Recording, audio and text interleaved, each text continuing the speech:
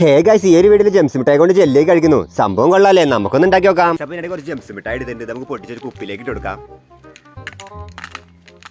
Guys, അപ്പൊ Gems എല്ലാം പൊടിച്ച് കുപ്പിയിലേക്ക് ആക്കിയിട്ടുണ്ട്. ഇനി നമുക്ക് ഈ പാത്രത്തിലോട്ട് കുറച്ച് വെള്ളം ഒഴിച്ചു കൊടുക്കാം.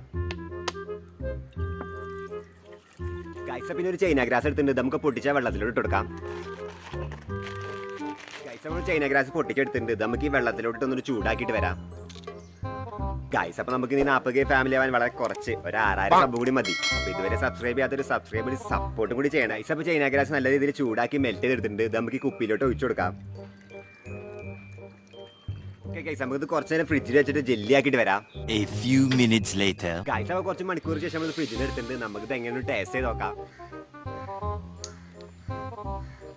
ഗൈസ്, അപ്പൊ നല്ല രീതിയിൽ ജെല്ലായി കിട്ടിയിട്ടുണ്ട്, നമുക്ക് എങ്ങനെ ടേസ്റ്റ് ചെയ്ത് നോക്കാം.